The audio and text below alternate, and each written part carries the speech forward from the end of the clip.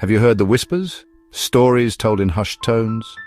Tales of strange men dressed in black appearing at your doorstep after you've seen something you shouldn't have? Something extraordinary.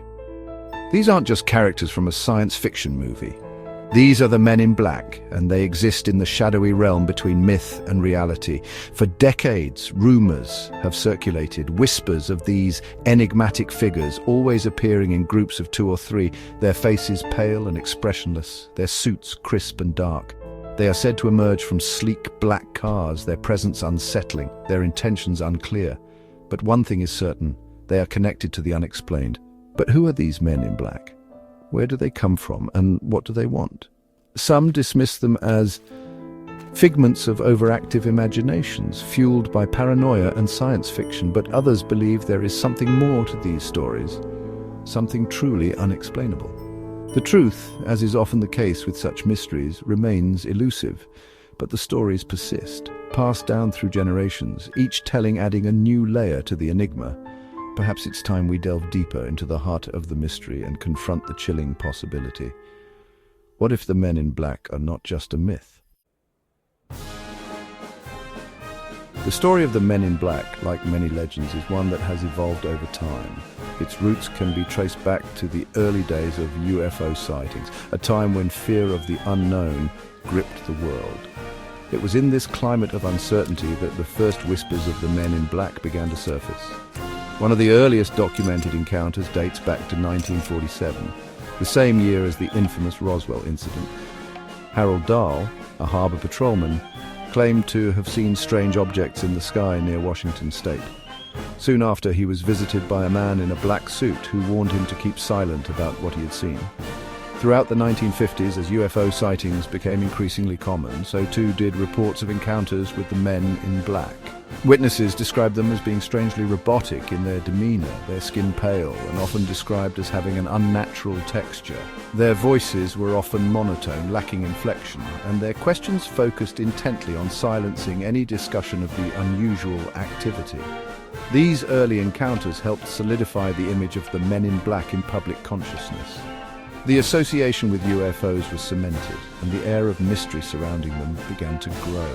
Were they government agents tasked with silencing witnesses and covering up evidence of extraterrestrial activity? Or was there something more to their presence, something even stranger and more unsettling? As the years passed and the legend of the men in black grew, so too did the variety of encounters reported. While many still revolved around UFO sightings, others took a more sinister turn, hinting at a darker side to the phenomenon. One such case involved a man named Robert Richardson. In 1973, Richardson claimed to have filmed a UFO near his home in Minnesota. Days later, he was visited by 2 men in black suits who demanded his film. They spoke in cryptic terms, warning him of the dangers of revealing what he had seen. Richardson, fearing for his safety, complied. Another chilling encounter involved a woman named Linda Moulton Howe, a respected journalist and UFO researcher. In 1979, Howe was working on a documentary about cattle mutilations, a phenomenon often linked to UFO activity. One evening, she received a visit from a man in a black suit who identified himself only as Mr. J. He offered her information about the mutilations but warned her of the consequences of revealing his identity. These stories and countless others like them paint a disturbing picture of the men in black. Their tactics seem to range from intimidation and threats to veiled warnings and offers of information, but their ultimate goal remains unclear. What are they trying to achieve by silencing witnesses and suppressing information? What are they so afraid of the public discovering?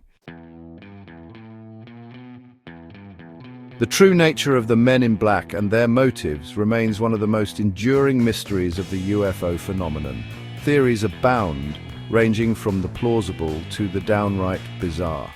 Some believe they are government agents tasked with maintaining secrecy surrounding UFO activity and preventing mass panic.